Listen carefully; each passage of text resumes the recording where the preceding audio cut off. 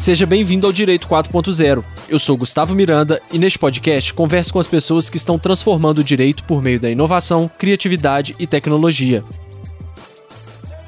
No mundo das startups, as empresas que atingem o valor de mercado de $1 bilhão antes de abrir o seu capital em bolsa de valores são conhecidas como unicórnios. A referência à figura mitológica se dá pela raridade dessas empresas e pela dificuldade em se alcançar tal patamar. A empresa e aplicativo de transporte 99 foi o primeiro unicórnio brasileiro. Para comandar o seu departamento jurídico, ela precisou contar com alguém que estivesse disposto a mudar a forma como o direito é praticado nas empresas, que atuasse menos como advogado e mais como parceiro de negócios, que conseguisse gerenciar uma enxurrada repentina e crescente de processos, que lidasse com questões complexas de forma dinâmica e inovadora, que pensasse em alternativas mais eficientes para a solução de conflitos. Afinal, os desafios jurídicos que seriam enfrentados eram decisivos para a própria sobrevivência do negócio. E tudo isso deveria ser feito com uma estrutura super enxuta e econômica. Esse cara é o Giovanni Ravagnani. Ele foi gerente jurídico da 99 e hoje atua no jurídico da Buser. É mestre em Direito Processual, membro do Instituto Brasileiro de Direito Processual e do Centro de Estudos Sociedade e Tecnologia da Poli USP. É também professor do Instituto New Law, no ST Law e na Future Law. Além disso, ele também é escritor de vários livros e artigos. Para você não perder nenhum dos nossos próximos episódios, siga o Direito 4.0 no seu player favorito. Siga o nosso Instagram, que é @Direito 4.0 Podcast. E também estamos no LinkedIn. É só procurar Direito 4.0 Podcast. Beleza? Vamos nessa? Giovanni, seja bem-vindo ao Direito 4.0. Você entrou em 2017 lá na 99 e já entrou com um plano bem diferente do que a gente costuma ver normalmente, que era, eu li numa entrevista sua, que era montar um jurídico com uma estrutura que fosse tão eficiente e tão organizada que você fosse totalmente dispensável em 2 anos. Isso já demonstra que, imagino eu, principalmente para quem estava lá, que já era um sinal de que as coisas e esse jurídico ia rodar de uma forma diferente desse jurídico tradicional que a gente está acostumado. O que levou você a chegar a essa conclusão e até essa ideia de já chegar com essa meta? Cara, queria te agradecer antes de qualquer coisa pelo convite aí. Sou um heavy user aí das plataformas de podcast, então escuto o teu podcast há um tempão, escuto outros milhões de podcasts aí. Hoje talvez seja a forma de mídia que eu mais consumo, de entretenimento que eu mais consumo. Então, cara, participar de podcast sempre é divertido pra mim, cara. Bom, vamos lá, eu acho que pra te responder isso daí eu preciso contar um pouquinho, um pouco tempo, o que eu fiz a minha vida inteira, né? Antes da 99 e antes de trabalhar em empresa de tecnologia. Eu sempre fui um advogado de contencioso, cara. Então, trabalhei de terno e gravata a vida inteira em escritório grande. O perfil do advogado coxa padrão que a gente tem, assim, o estereótipo do Paulista Elevator, do advogado do Paulista Elevator. No final da minha carreira em escritório de advocacia, ainda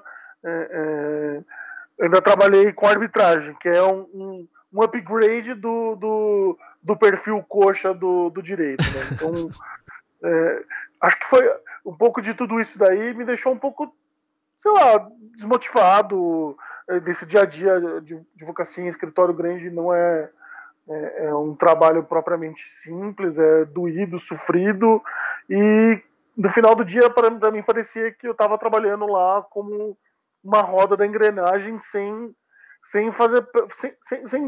ter uma proposta legal de trabalho.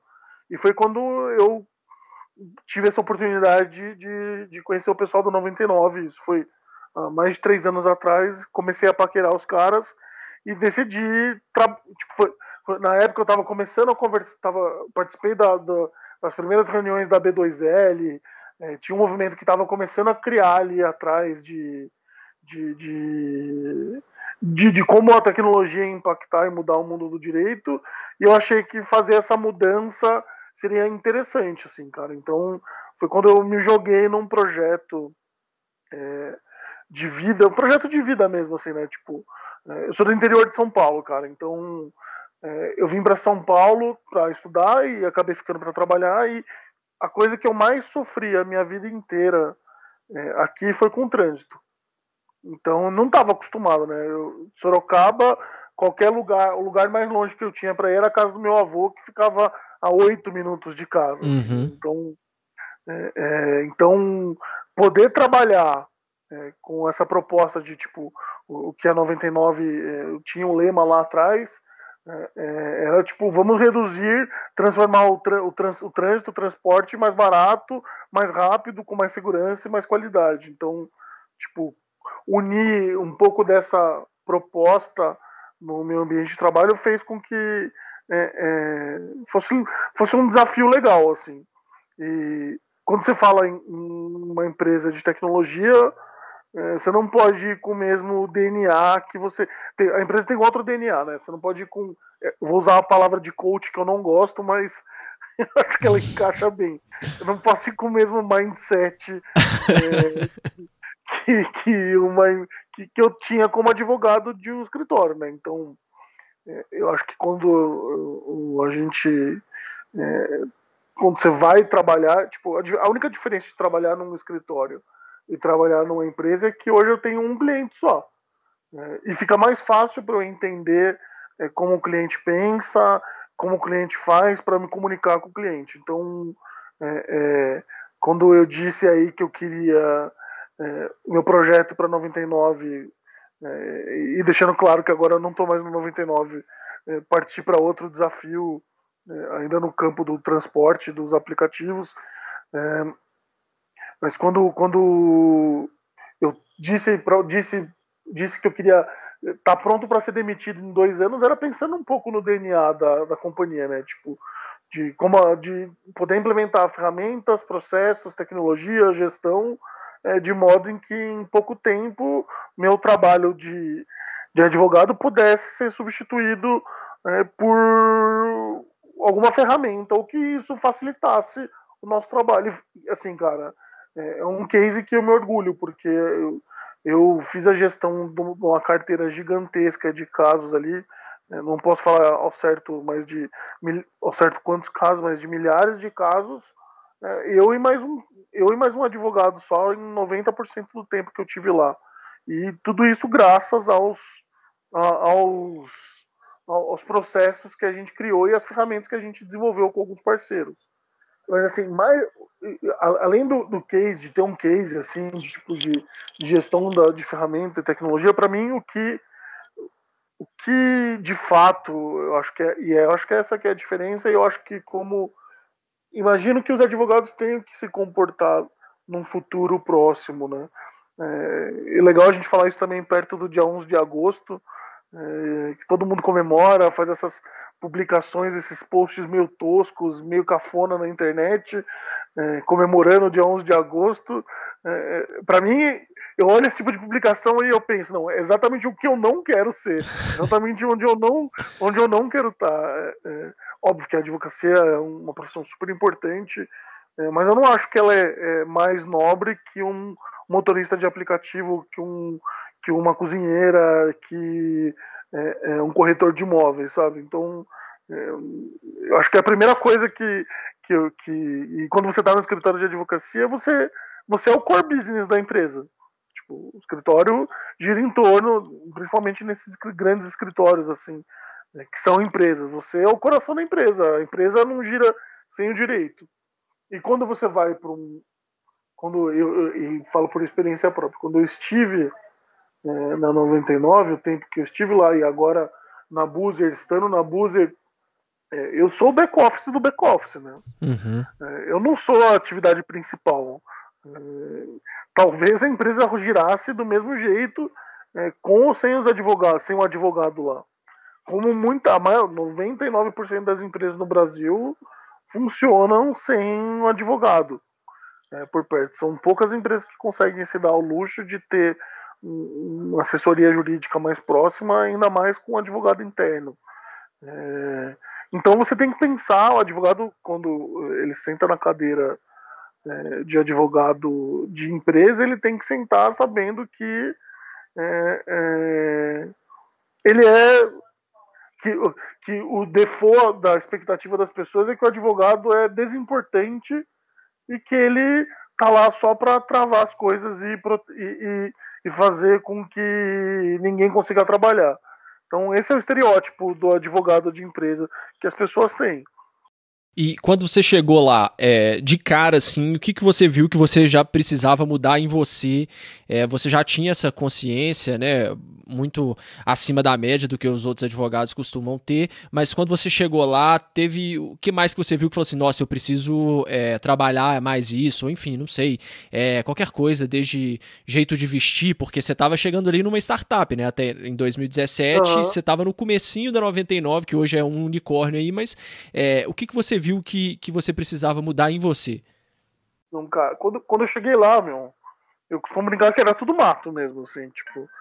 Só que eu já cheguei num momento que o mato que já tinha um jardineiro que ia cortar uma vez a cada 5, 6 meses o mato. Que teve a galera que fundou o jurídico da 99, que chegou lá. 99 é uma empresa de 2013. Então teve gente que passou por lá antes. Então eu entrei no momento que a empresa estava decolando. Assim, o avião, acho que a primeira parte da empresa, a empresa ficou lá brigando para sobreviver. E eu entrei naquele momento de startup do crescimento exponencial. Assim, virou a chave, né? De virar a chave. Então, a gente, como advogado naquela época da empresa, tinha que. A gente não podia impedir o crescimento sustentável, o crescimento exponencial da empresa, sob pena da empresa não conseguir sobreviver, né? Então, nesse modelo de venture capital em que você precisa dar resultado no curtíssimo prazo e precisa ser um resultado gigante, a gente não podia sair dizendo não para todo lado. Entender isso foi um desafio, né? Porque eu me deparava com muita gente tomando risco e eu não estava acostumado a tomar tanto risco. Porque eu acho que quando o advogado, ele é o cara que vai diagnosticar os riscos dos problemas. Eu acho que quando a gente fala em futuro do direito, passa muito passa muito por cima desse skill e dessa atividade, que o advogado vai ser um cara que vai diagnosticar riscos. Se eu tivesse que dizer qual é o skill do futuro do direito, seria esse. Mas mais do que isso, quando eu cheguei lá, cara, eu não tinha roupa. Penso que eu trabalhei 13, 14 anos em escritório com terno e gravata. E sapato. E eu não tinha camiseta. Então eu comecei, nos primeiros dias, eu ia trabalhar de camisa social e de calça social. Aí eu botava um sapatênis, aqueles bem Faria Limer, assim, pra despistar. E eu sinto que eu não conseguia criar uma conexão entre... que eu era um peixe fora d'água.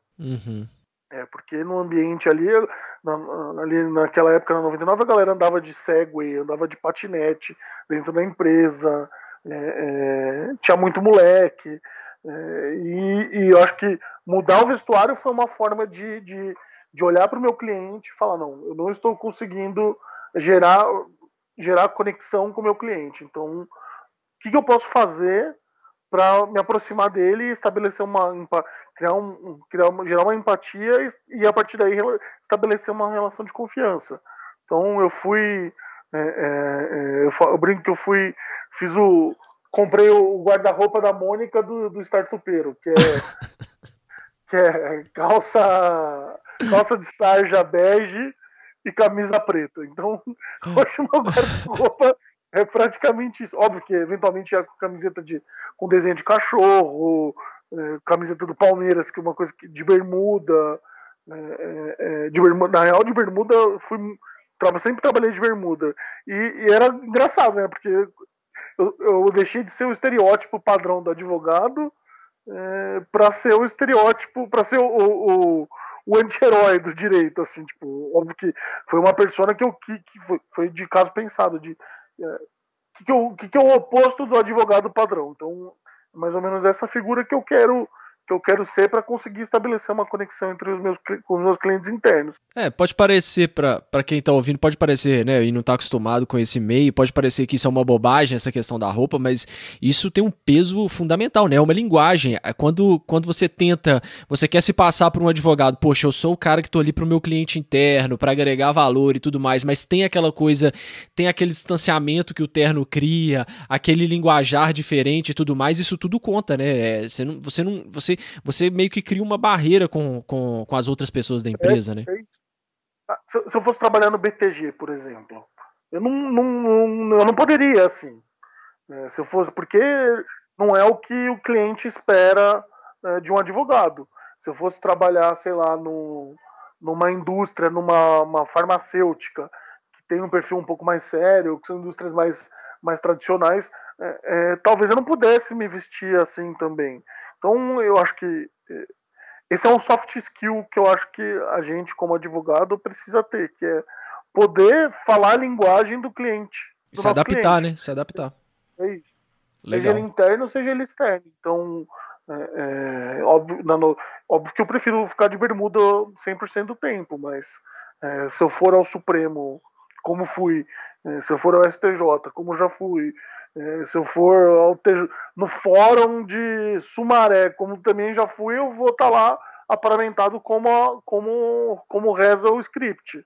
Não que eu concorde ou discorde, não que eu ache que precisa ser seguido ou não.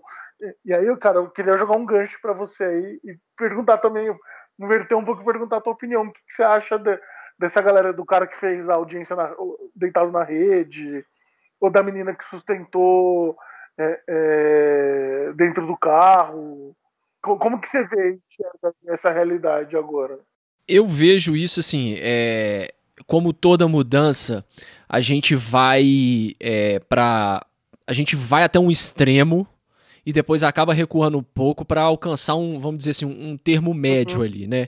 É claro que nesse começo, em que tudo é muito novidade para todo mundo, isso aí, as pessoas perdem um pouco a noção do o que pode ser feito, o que não pode, o que é aceitável e o que é só uma firula que a gente pode cortar e tirar, e na minha opinião a gente está aprendendo muito com isso, né? Essas audiências de conciliação, que a pessoa tinha que se deslocar quilômetros, levar 2 pessoas, perder um dia inteiro, a gente está vendo que ou ela né?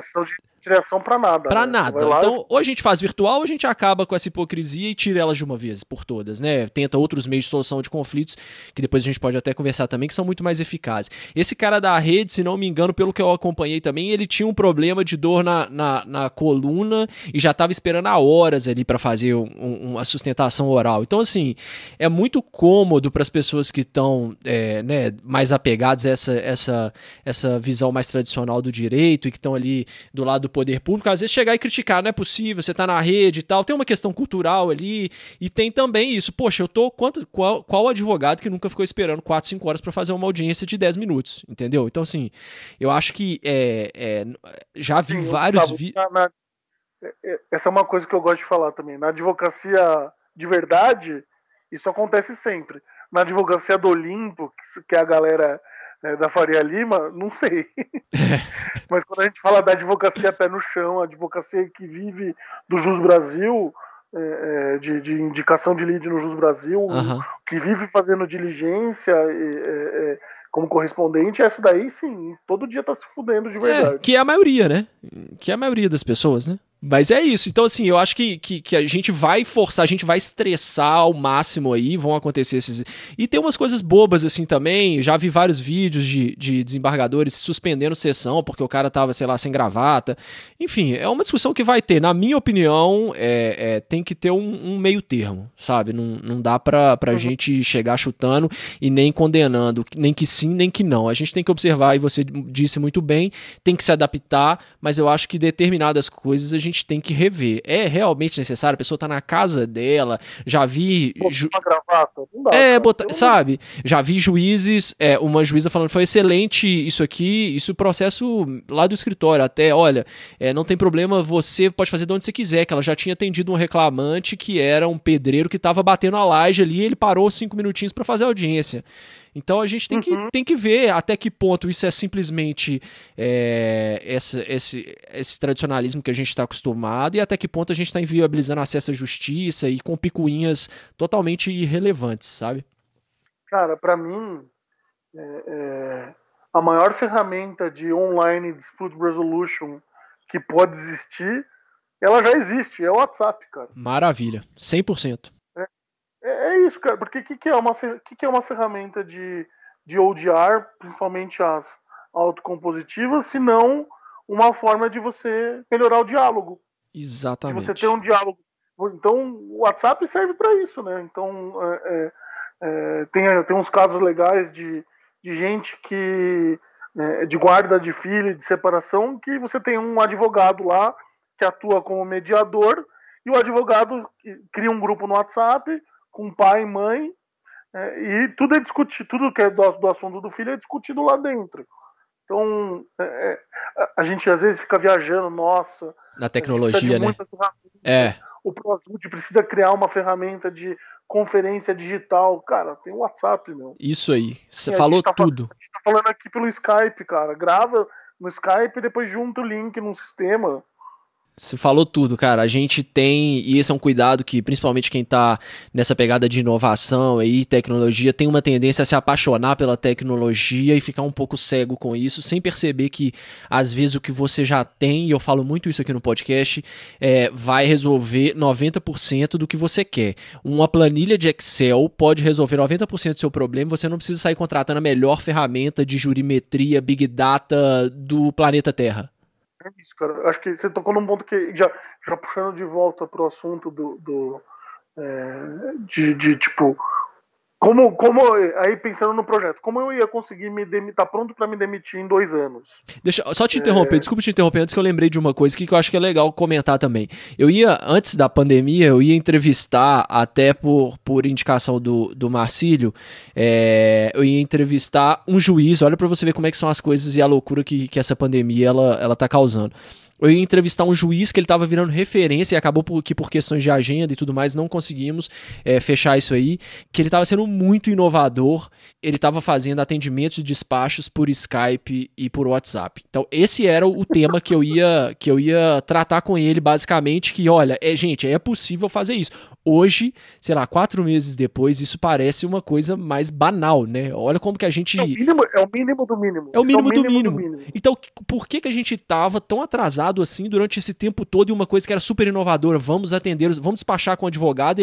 O advogado ia lá, ligava pro juiz, o juiz atendia o Skype, despachava, ok, obrigado, boa tarde, ponto, acabou. Por que em 4 meses a gente conseguiu uma coisa que demoraria 5 anos pra gente tentar começar a implementar de verdade? Mas desculpa, eu te interrompi, queria só compartilhar essa história porque eu acho interessante. Essa história é muito boa, cara. É porque a gente vai no esquema de complicação, né? Porque aí o comitê do Tribunal de Justiça ia falar que precisaria ser por dentro de uma plataforma do TJ. Aí ia ter que fazer uma licitação. Aí o ESAG ia ter que desenvolver isso. E aí a OAB ia dizer que isso ia estar ferindo o acesso à justiça porque tem advogado que não tem computador, etc. Ia cair na vala comum de novo. Então, só foi. E eu acho que a pandemia foi bom para isso. Tipo, funciona. Eu não preciso alugar um prédio do tamanho do João Mendes Júnior aqui no centro de São Paulo para fazer a manutenção do judiciário. Eu não preciso construir...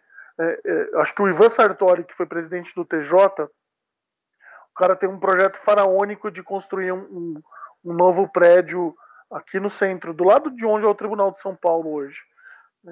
Cara, pra quê?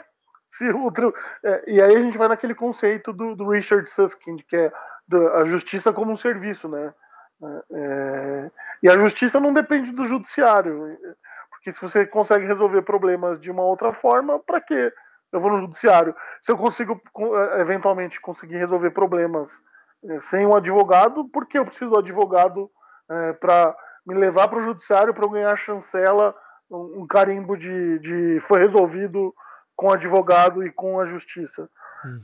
Mas enfim, cara, falar disso aqui no teu podcast, imagino que você deva ser um assunto que aparece 100% das conversas que você tem. Isso. Mas você estava dizendo lá do começo, aí você chegou lá com aquela quantidade de processos. E foi curioso, porque quando eu entrei lá, a gente tinha uns 30 processos judiciais. E quando eu saí, a gente tinha milhares, cara, de processos.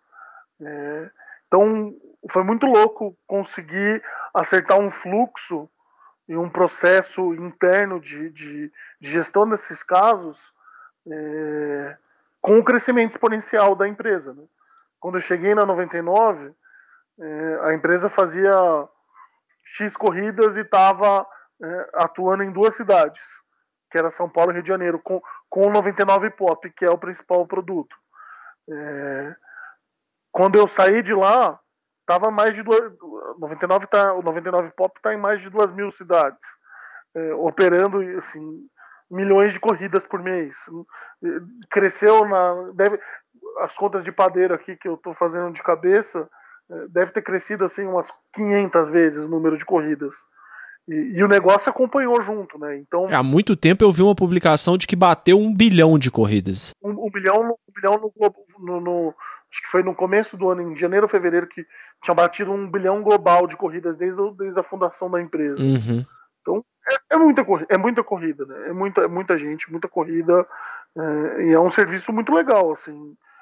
Você consegue entregar um deslocamento com mais segurança, mais conforto, mais qualidade, e é só a pontinha do iceberg, porque eu acho que as plataformas vão mudar bastante isso daí. Mas o que eu estava querendo dizer era que no começo a gente tinha uma planilha que dava conta de fazer a gestão, uma planilha do Excel, de categorizar os casos, número, processo, a gente terceiriza a gestão dos casos para um escritório, sempre terceirizou, e aí em um dado momento a gente conseguiu, era assim, chegava num mês chegava a 30, no outro chegava a 100, depois a gente já estava com 300 casos chegando por mês, e o negócio foi crescendo de uma forma que era inviável de você fazer a gestão manual disso daí. Então, o que a gente procurou? Procurou um parceiro, um escritório de advocacia, que pudesse, junto com a gente, desenvolver um sistema em que a gestão dos casos fosse toda feita sem a troca de nenhum e-mail, cara. Então, basicamente, eu tenho um processo de entrada e saída de processos que gira dentro de uma plataforma digital. Então, desde o recebimento da citação, o único processo manual que eu tenho que fazer é imputar as informações do mandado de citação quando ele chega físico. E aí eu tenho uma esteira de produção que vai... que chega o mandado de citação, o departamento jurídico faz a primeira triagem e passa para esse escritório de advocacia. O escritório de advocacia faz a primeira leitura do processo e categoriza o caso. Aí, nesse dia que é o dia 2 do processo, então eu recebo o mandado de citação, ou eu tenho os robozinhos de captura por aí, que fazem a leitura dos diários oficiais. Então, no dia 2 do processo, eu consigo saber se aquele caso, com aquele assunto, com aquele juiz, naquela varca, naquela comarca, se eu vou ganhar ou perder e quanto que eu vou ganhar ou perder. Óbvio que isso a gente consegue por conta da nossa base histórica, mas isso é jurimetria, mas eu não precisava muito mais do que uma planilha do Excel para fazer. A diferença é que a gente já roda tudo dentro do sistema. Então, todos esses passos que vão sendo dados, eles acabam não sendo por e-mail. Então, é como se eu tivesse um Trello para cada processo. Eu tivesse várias colunas no Trello ou então eu tivesse num Pipefy da vida, uma dessas ferramentas aí, e para cada fase eu recebo, a pessoa que é responsável recebe um sinal de alerta falando que tem uma nova task para ela. O escritório de advocacia recebe, ao categorizar, ele solta um e-mail de entrevista, de pergunta, um questionário para uma pessoa do time de atendimento ao cliente, que vai preencher, levantar os subsídios, levantar os dados, responder as perguntas e devolver para o escritório. O escritório faz a contestação aperta o botão, a contestação já é parametrizada, meio automatizada também, busca as informações dos subsídios, põe na contestação e manda para o processo. Tinha uma época aí que a gente estava dizendo que a gente contestava muito antes do prazo da audiência de conciliação e de instrução, dizia que abria a mão da audiência de instrução e de conciliação, e tinha muito caso sendo sentenciado antes, muito antes da data que estava marcada a audiência de conciliação. Tudo porque a gente estava botando um fluxo rápido, uma velocidade no caso. E por que a gente fazia isso? Porque tinha alguns casos que a gente decidia brigar e queria fomentar decisões, fomentar a criação de decisões o mais rápido possível para consolidar a jurisprudência no Poder Judiciário. Uhum. Isso era importante para a empresa, tipo, empresas novas que estão consolidando o modelo de negócio. Isso é importante para você fazer, para você ter um efeito didático no Poder Judiciário. Então, isso foi importante para a gente lá atrás. Mas, ao mesmo tempo, e desculpa te cortar aí, ao mesmo tempo a gente consegue saber os casos que a gente não quer litigar, que a gente pode fazer o acordo desde o começo do processo. Então, isso foi importante também. E isso tudo era um jurídico de 2 pessoas, pelo que você disse aí no começo, e um escritório contratado para fazer aí realmente a elaboração das peças e o acompanhamento processual, é isso? Isso, cara. Na real, o jurídico ele tinha mais pessoas, tinha duas pessoas que cuidavam, que estavam em algumas pessoas em outras áreas, uma que cuidava de regulatório e outra de contratos, e o departamento de tretas ficava comigo, que tanto as tretas de experiência do usuário como as tretas regulatórias. E isso foi muito importante, cara, para a gente poder devolver, e com essas informações, com esses parâmetros, a gente conseguia gerar valor para a companhia com base em dados, porque eu conseguia pegar as informações do Poder Judiciário e mostrar para a companhia onde estavam os problemas. Então, por exemplo, se eu estava tendo um problema, um dos casos que a gente conseguiu identificar com as reclamações do PROCON, descobriu que o nosso sistema de colocar código de desconto não estava funcionando e estava gerando reclamação no PROCON. E ninguém estava sabendo, esse problema que estava, esse problema no código, no aplicativo, que estava gerando problemas financeiros para a companhia, não estava sendo priorizado na hora de você fazer o desenvolvimento da ferramenta. Então a gente mostrou, tenho X problemas dessa natureza, dessa característica que está me gerando um passivo desse valor. E aí a gente conseguiu priorizar e melhorar o aplicativo para que esse problema não acontecesse e para que novas pessoas não viessem reclamar da gente no PROCON. Então, essa é uma forma que, e aí quando eu falo que eu vou me demitir, que eu vou poder ser demitido em 2 anos, eu vou poder ser demitido das atividades que regularmente um advogado está acostumado a fazer. Mas eu vou usar o meu conhecimento jurídico para pensar como um cara de negócios, né? Então, eu estou usando o conhecimento jurídico que eu tenho, que é poder observar essas informações e devolver para o negócio como uma solução e que vai gerar receita e valor para a companhia. Legal, então, legal. Eu acho que é isso que o advogado... Desculpa te interromper de novo, mas isso que o advogado tem que ser quando trabalha numa empresa. Cada vez mais ser um cara de negócios, menos advogado, mas um cara de negócios com um background jurídico. Era isso. A minha pergunta era essa, se você achava que a gente o futuro era nós nos tornarmos cada vez menos advogados e mais um parceiro de negócios do que o advogado, mas é isso aí, você já respondeu. Cara, trabalhando dentro de uma empresa, eu acho que é assim que tem que ser.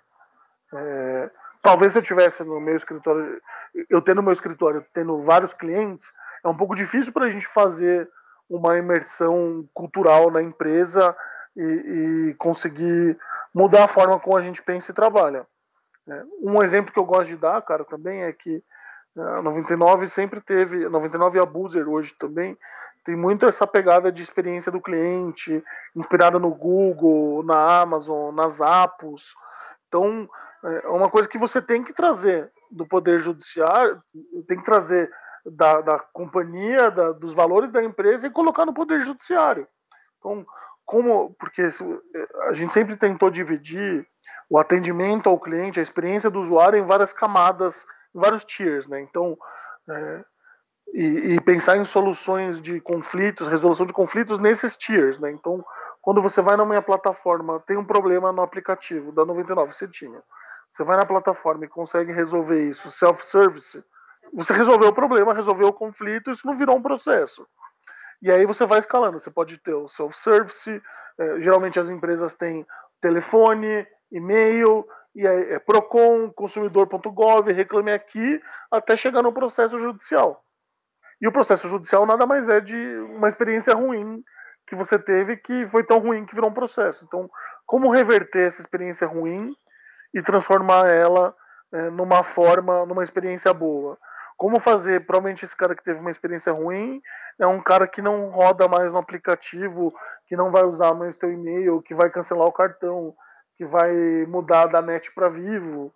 Então, como fazer para esse cara deixar de ser um problema e começar a gerar de novo receita para a empresa? Eu acho que pensar nisso, o jurídico pensar nisso é uma forma legal um exemplo legal que mostra como eu acho que tem que ser a postura do advogado. Internalizando cada vez mais essas formas alternativas de resolução de conflito. Total. Né? Total. E aí, cara, o WhatsApp para mim, se eu tivesse o principal canal que você tem para estabelecer uma conexão com o cliente, o WhatsApp é a ferramenta mais pulverizada que todo mundo tem. Então, se eu fosse do Zendesk, eu ia desenvolver rapidinho uma API com WhatsApp web para poder ficar registrado tudo por lá, sabe? É isso aí. E como que dentro desse cenário, a gente falando aí, né, de experiência do cliente e tudo mais, porque assim, o cara que foi para o Poder Judiciário, às vezes você não perdeu como cliente, porque um serviço como o da 99, por exemplo, a pessoa depende, mas às vezes ela pode tomar uma birra tão grande que ela nunca mais vai andar realmente de 99, só vai andar de Uber, por exemplo. Você acha que é possível, uma vez que isso foi para o Judiciário, porque é meio complicado, por mais que ela ganhe um processo, a experiência já foi tão ruim, né, que a pessoa realmente desanima. Você acha que é possível converter essas pessoas que tiveram uma péssima experiência e precisaram chegar no Judiciário?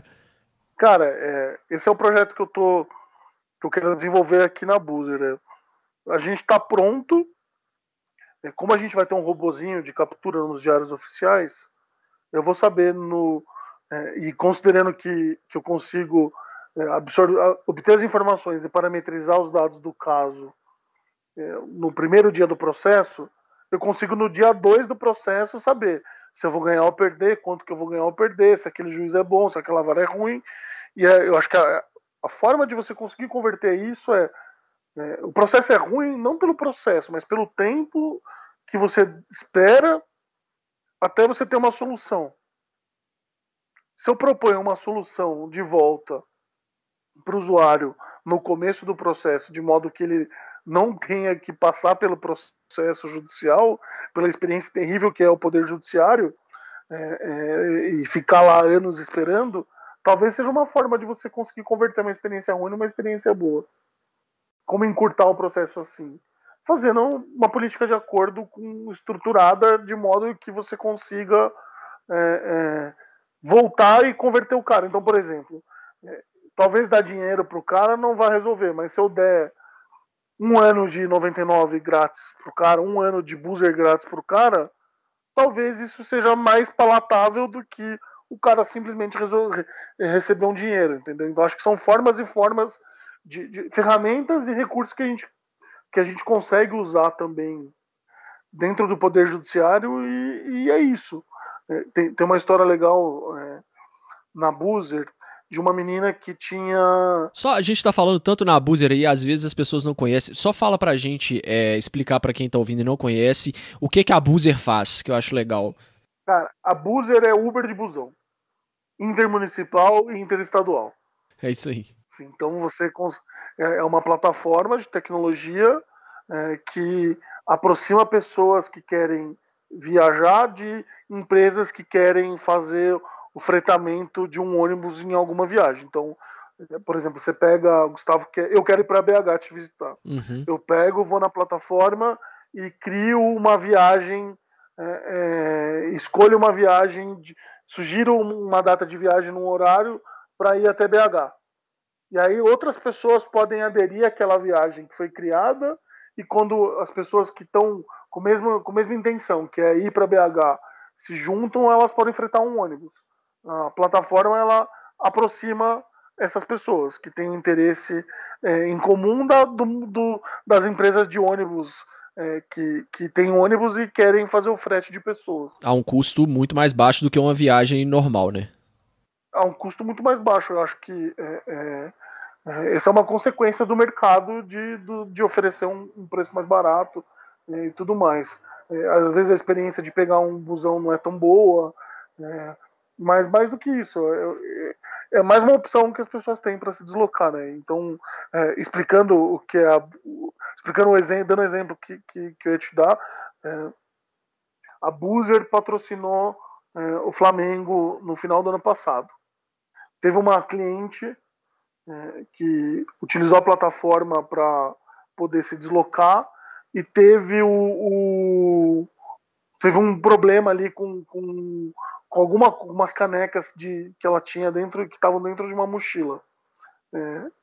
Muito embora não seja responsabilidade da Buser como intermediária nesse serviço, que quem fez o transporte, quem carregou a mala foi a própria empresa de ônibus, a gente entendeu ali nesse caso que a gente poderia melhorar a experiência da usuária dando um mimo para ela.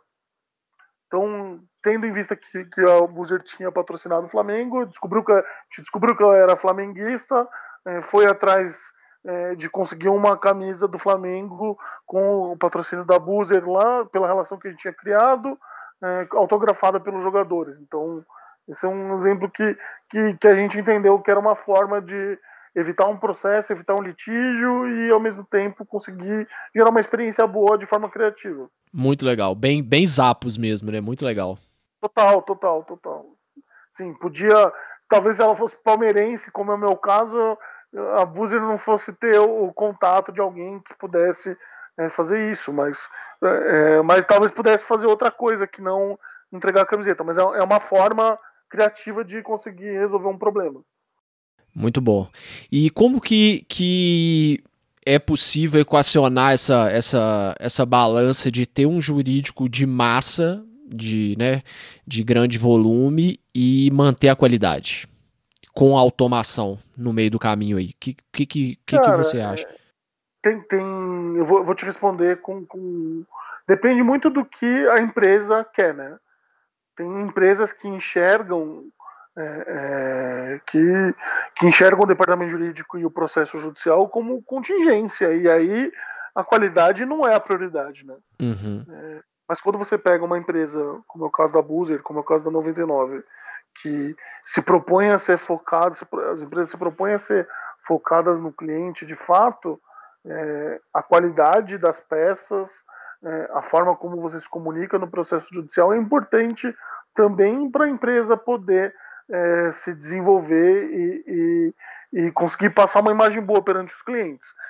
Mas acho que mais do que isso, o momento de desbravar o judiciário com um modelo de negócio novo é importante para você focar em qualidade. Então, considerando que qualidade, porque não ter qualidade pode ser uma opção, e o advogado 4.0 ele também tem que saber fazer essa leitura, e às vezes a escolha vai ter que ser pela falta de qualidade em detrimento do custo. Aham. Ser só bom o suficiente, né? Bom o suficiente. Exatamente. Às vezes bom o suficiente é só não perder os prazos. Isso. E talvez seja isso que a gente, como advogado 4.0, vai ter que fazer, interpretar e tomar essa decisão. Mas considerando que a qualidade é uma escolha e uma necessidade, eu acho que ter bons parceiros sempre é importante. Então, ter escritórios que assessorem você, que entendam o modelo de negócio, que consigam entregar uma peça com qualidade é importante.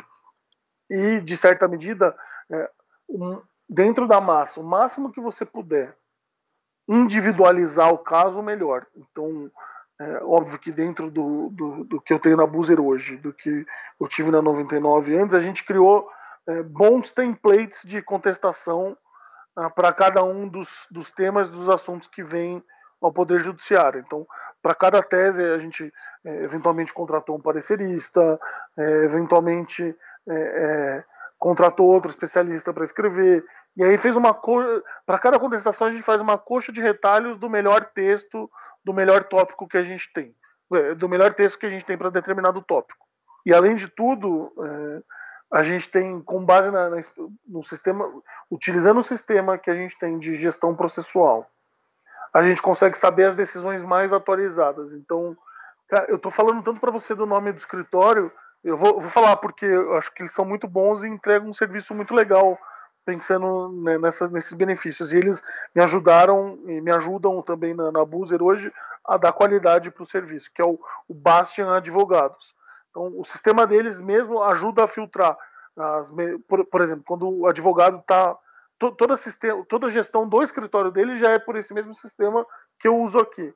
Então, o advogado, que quando ele vê uma decisão boa, ele marca a decisão.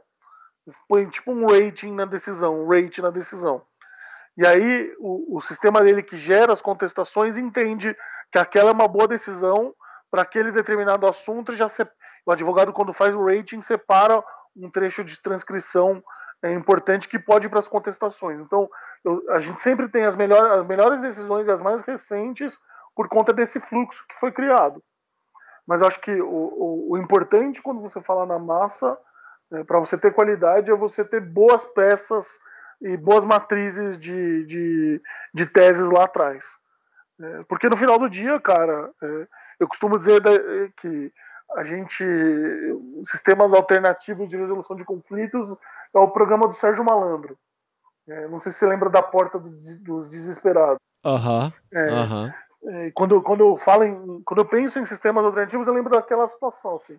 Eu, uma criança, olhando para várias portas, sabendo que se eu abrir a porta errada, vai ter um gorila correndo atrás de mim, e se eu abrir a porta certa, eu vou ter uma bicicleta, um videogame, e o Sérgio Malandro me abraçando e comemorando comigo.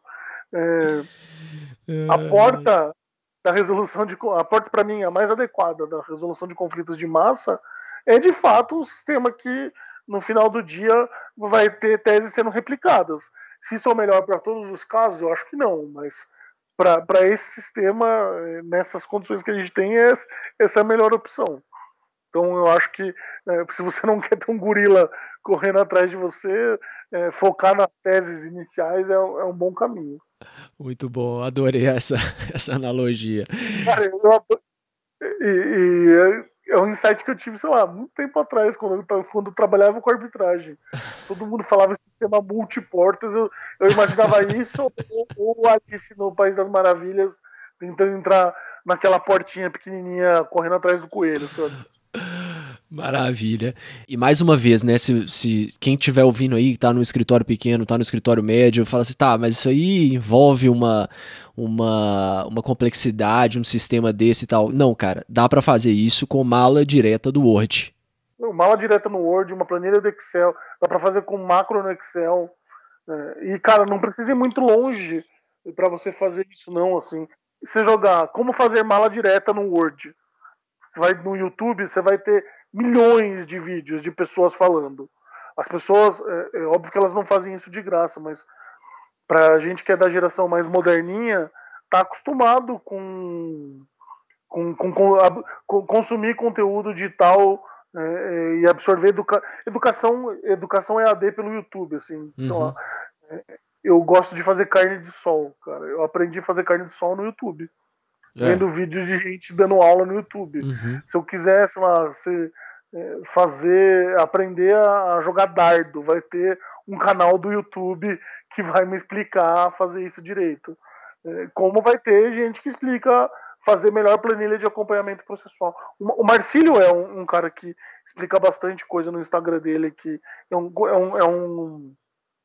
um perfil legal de seguir, porque explica bastante coisa, ensina a mexer com várias ferramentas que a gente tem na nossa mão e que são pouco utilizadas, que a gente não usa do jeito que ela daria para usar. Assim. Assim, durante muito tempo lá no escritório mesmo, a gente entendeu que realmente o processo, ele nada mais é do que um projeto. Então a gente começou a abordar o processo como uma gestão de projetos normal. Você falou lá do Trello lá atrás, a gente optou por usar o Asana.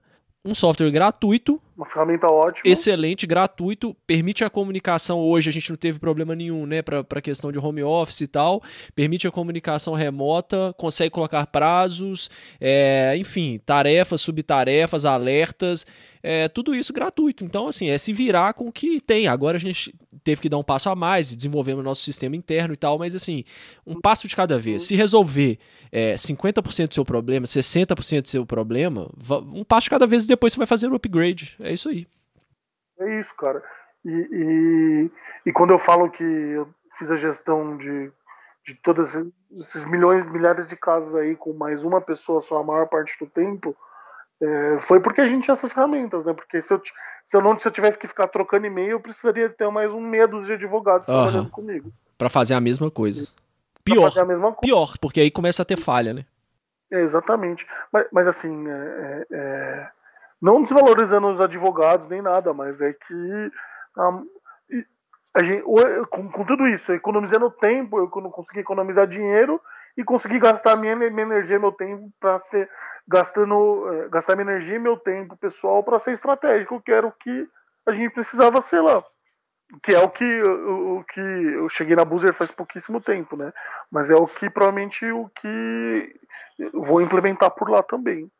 Não dá para pensar em trabalhar numa empresa uma startup assim que tem menos recursos, menos capacidade de contratar gente, que todo mundo é super bem disposto e proativo para resolver os problemas de forma criativa. Esse é o caminho. Não tem como fazer de outra forma. E quais que são esses desafios que você está há pouquíssimo tempo aí na Boozer, mas para a gente ter uma impressão do que você está planejando, claro, se você puder falar, o que você puder compartilhar aí com a gente, porque a Boozer já tem também uma história peculiar que eu lembro que eu acompanhei isso, a primeira viagem da Boozer foi a viagem que não foi, né, porque saíram, combinou, marcou a viagem, se não me engano teve uma ação civil pública, alguma coisa que conseguiram uma liminar, eles tiveram que sair do ponto de encontro para devolver os passageiros para a rodoviária porque não conseguiram sair, né? O desafio regulatório é um desafio. A Boozer se pauta ali numa leitura, numa brecha regulatória que o sistema possui, né? Porque você tem as empresas que fazem o transporte regular e você tem as empresas que fazem o transporte fretado, toda a excursão de escola usava um ônibus dessas companhias que fazem frete. Então, o desafio regulatório de fretar, de ter uma plataforma que auxilia as pessoas a fretar o ônibus, é um desafio que vai ser grande, que já é grande, né? Como vai ser grande para mim, começando agora, porque as pessoas estão começando. É que nem aqueles brinquedos de criança, sabe? Aquele negocinho de plástico, você tem um triângulo, uma bola e um quadrado. E você sempre pega a bola e coloca no lugar da bola. E você está acostumado a fazer isso. Uhum. O que o modelo regulatório de negócios da Boozer, como foi da 99, como foi da Uber, como é de tantas outras, do Airbnb, você pega o quadrado e você quer colocar no círculo. Vai ter algum jeito de fazer isso. E até a gente entender como fazer isso de forma legal, que seja bom para todo mundo, para a coletividade, para a empresa, demora um tempo. Então, acho que esse é o principal desafio da companhia no momento. E superando o desafio regulatório, você consegue provar um modelo de negócio também. Uhum. Cara, pra gente já ir então caminhando aqui pro final do episódio, eu li acho que foi essa mesma entrevista, se não me engano, foi nessa que você deu pra B2L em janeiro de 2018. A gente só voltar um pouquinho na questão do poder judiciário, que você falou uma coisa que eu acho muito interessante. que é o seguinte, né? Você tava discutindo como que a implantação de um fluxo ininterrupto tanto dentro eletrônico e automatizado, tanto dentro dos escritórios, que a gente abordou aqui um pouco, e dos departamentos jurídicos, quanto no poder judiciário, o tanto que isso poderia impactar. E aí você fechou essa sua entrevista falando uma coisa que eu sempre me questionei, comento isso sempre com os meus colegas aqui, enfim, trocando ideia, a gente sempre bate nessa tecla, e essa coisa que eu disse também daquela história que eu comentei do WhatsApp, do juiz que atendia pro WhatsApp, também tá um pouco ligada nisso, que é o seguinte, você falou assim, se a gente tiver esse fluxo ininterrupto eletrônico automático de processos judiciais, a produção e elaboração de despachos, decisões e sentenças também pode ser realizada de forma automática, com base em modelos e estruturas pré-estabelecidas pelo juiz ou por quem quer que seja, mediante o cumprimento e o exercício do devido processo legal. Isso é uma coisa que nunca entrou na minha cabeça também. Por que você tem que ter uma pessoa para ir lá e clicar o mouse? Você fez o protocolo de um recurso. Você protocolou o recurso. Por que você tem que ter uma pessoa para ir lá, clicar o mouse e esperar 15 dias, um mês para abrir vista para outra parte? Isso nunca entrou na minha cabeça. O ESAGE novo, aqui em São Paulo, ele aparentemente já faz muitas dessas coisas de forma automatizada. Mas assim, não faz sentido nenhum você ter uma pessoa que precisa apertar um botão para o documento, para o processo andar para frente, né? Acho que o caminho, tipo, se a gente consegue fazer isso no Trello, no Asana, consegue fazer isso no Pipefy, por que você não consegue fazer na porcaria do judiciário, que é o mesmo tipo de funcionamento, né? O projeto, que você disse, o projeto, você se desloca do ponto A até o ponto B. O ponto A é o nascimento do conflito de direito material da lide, da pretensão resistida, e o ponto B, que é a prestação da tutela, efetiva prestação da tutela jurisdicional. Tem muita gente que fala em qual vai ser o futuro do direito, cara. Aquelas perguntas chatas, piegas, mas para mim o futuro do direito, ele gira em torno do direito material. Você sempre vai ter o ponto A, que é a discussão de direito material, e o ponto B, que é a solução do problema. O quanto mais a gente puder acelerar e entregar isso com o menor número de ruído e com a melhor experiência possível, vai ser melhor para os jurisdicionados. Eu acho que essa é a função da justiça, tem que ser a função da justiça. Além de entregar o resultado no final, fazer com que a experiência seja a melhor possível. E por que você acha que isso é tão difícil assim? A minha reflexão é, a gente está vendo que não é uma questão financeira, porque isso é relativamente simples de ser implementado. Você acha que isso é um medo mesmo de, à medida em que você tira, porque querendo ou não, isso aí é um funil, né? Então, à medida em que você alarga esse funil, a coisa vai andar numa velocidade tão rápida que os servidores não vão dar conta, os magistrados não vão dar conta, é esse receio? Ou é mais essa coisa burocrática que a gente não teve esse estressamento a ponto de querer fazer uma coisa dessa? Porque os benefícios disso é uma coisa, assim, inimaginável, né? Leva o poder judiciário para um outro patamar. Cara, por que eu acho que isso não acontece? Porque a galera tem medo de perder o emprego. Simples assim. Eu acho que... beleza, vamos preservar os empregos das pessoas. Onde a gente precisa efetivamente de gente trabalhando no Poder Judiciário?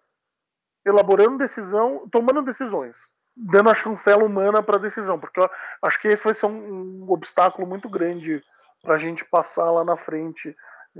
Julgamento por decisão por inteligência artificial, acho que vai ser difícil de você conseguir convencer. Eu acho que a inteligência artificial pode sugerir o julgamento para uma pessoa.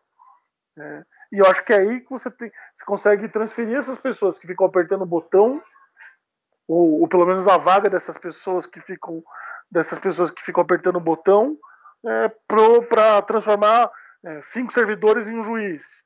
Ou fazer com que os servidores virem juízes de fato, mas não de direito, entendeu? Eu acho que você consegue fazer essa alocação de pessoas. E para mim o problema são as pessoas, porque que nem talvez os funcionários, os ludistas quebravam as fábricas, as máquinas, os taxistas reclamaram bastante. Talvez agora os servidores reclamem das pequenas ferramentas de tecnologia que já funcionam, que vão roubar o trabalho deles. E aí a gente sabe que tem por trás disso tem uma estrutura política, tem muitas forças em jogo, mas eu acho que essa é a grande dificuldade, cara. E aí, isso aí fecha perfeitamente com o segundo ponto dessa entrevista que eu li, né, esse trecho da entrevista que eu li aqui, que é o segundo ponto que me deixou mais abismado, assim, pela facilidade e pela análise fria e racional da coisa, né, que você fez, e isso lembrando lá em 2018, em janeiro de 2018, que pode não parecer nada, 2 anos e meio, mas a gente sabe que hoje 2 anos e meio que vale a quase 10 anos, então você falou o seguinte... Fechando aquele raciocínio seu. No entanto, acredito que a sociedade ainda não está preparada para a retirada do poder jurisdicional das mãos dos magistrados, muito embora a automação das decisões judiciais talvez seja a solução mais adequada para os litígios de volume e de massa. Isso aí, cara, para mim assim, é 100%, é isso. É um fator psicológico e estrutural que a gente não consegue ainda ultrapassar, mas que pode ser facilmente implementado. Cara, a gente vive num... Eu acho que essa geração mais nova, assim, a geração TikTok aí, vai estar mais pronta para isso do que a nossa geração, cara, porque a gente vê o Estado como a mãe que dá e tira, né? Que dá o benefício, dá o benefício e tira o benefício, que vem apaziguar as situações, e a gente precisa pedir a bênção dela para poder resolver os nossos problemas. Mas na medida em que o Estado não consegue chegar e entregar aquilo que a gente precisa, tudo muda. E a geração TikTok é mais ou menos isso, né? A geração TikTok, ela foi no Instagram e não gostou. O Instagram criou stories e ela não achou o suficiente. E aí ela migrou para o TikTok. Migrou. E se a gente olha o histórico do Fotolog pro Orkut, do Orkut pro MSN, do MSN pro Facebook, do Facebook pro Instagram. Do Instagram pro Snapchat. Do Instagram pro Snapchat. Volta pro Instagram. E o Instagram conseguiu se atualizar, criou stories. E aí foi pro TikTok. Agora a galera no TikTok. O Instagram tentando criar o TikTok também. O Reels, que é o TikTok deles. É mais ou menos como essa galera pensa, né? A galera mais nova, que já está acostumado com a internet. Então, se o judiciário não serve, para onde eu vou? Boa. E aí tem uma folha em branco que a galera está tentando preencher, alguém está tentando preencher e virar o grande apaziguador de tudo. Mas talvez a gente volte para o Instagram, talvez o WhatsApp seja a solução, né? Talvez... E aí, de novo, naquela história do Sérgio Malandro, a gente vai ter sempre uma porta que é a melhor solução para aquele litígio. Então, para um litígio de família, talvez o judiciário seja a melhor porta. Para um litígio ambiental, talvez o judiciário seja a melhor porta. Mas para um litígio de massa, tenho certeza absoluta que não é. Maravilha, Giovanni. Agora, para acabar de verdade, quem tem alguma indicação sobre esses assuntos todos que a gente conversou, algum livro, alguma palestra, algum TED Talk, qualquer coisa que você gostaria de compartilhar? Eu acho que eu falei aqui do livro das Zappos. A Zappos é tipo um Netshoes. Começou como um Netshoes americano lá atrás e a Amazon comprou há alguns anos. Mas tem uma pegada muito de experiência do cliente. Eu acho que é um negócio super importante. É um livro legal de você ver como funciona a experiência do cliente e tudo mais. E, ia sugerir, sei que tem gente que não gosta muito da Jovem Pan por conta das posições políticas, mas eu queria que vocês ia sugerir para dar uma olhada no movimento que a Jovem Pan fez. Se a gente olha o primeiro veículo de comunicação em massa foi o rádio. A Jovem Pan existe há 70 anos. E a Jovem Pan tem caminhado hoje para ser uma plataforma de produção de conteúdo igual o Globoplay. E o Panflix é o aplicativo deles hoje. Só que o movimento de transição deles foi de transformar o rádio numa televisão pelo YouTube. Então o slogan deles foi por muito tempo, né, a Jovem Pan Rádio com Imagem. E você vê como uma indústria antiga, que é o rádio, está se reinventando para conseguir dialogar com a geração TikTok que está vindo aí. Uhum. E eu acho que são essas duas sugestões que eu tenho, cara. Ótimo. E vou sugerir também um canal que não tem nada a ver, mas que eu gosto muito de assistir, que fala muito do trabalho na nuvem, de ser nômade, que é um canal que chama #Sal. É um canal de um casal que foi morar num veleiro aqui no Brasil. Eles tinham um trabalho 100% offline e mudaram a vida deles para poder viver e trabalhando dentro de um veleiro. O conteúdo é bem legal porque mostra, eles estão falando falaram lá atrás de coisas que a gente está vivendo hoje na pandemia, dessas novas possibilidades de trabalhar onde quer que a gente esteja e tudo mais. Muito bom, vou conferir também, já está anotado aqui. E para quem quiser te acompanhar na internet, quais redes sociais que você usa? Eu uso Instagram, Twitter, TikTok. Eu sou só um observador ainda, não tenho as manhas de produzir conteúdo, mas @GilRava, todas as redes sociais. GIORAVA. Beleza, vou linkar aqui na descrição do episódio. Então, Giovanni, queria te agradecer mais uma vez. Muito obrigado por ter participado do Direito 4.0. Fechado, cara. É vida longa o podcast. Muito importante, muito legal, cara. Eu gosto bastante. Valeu, obrigado. Fechado, obrigado, meu velho. Até o próximo episódio, pessoal.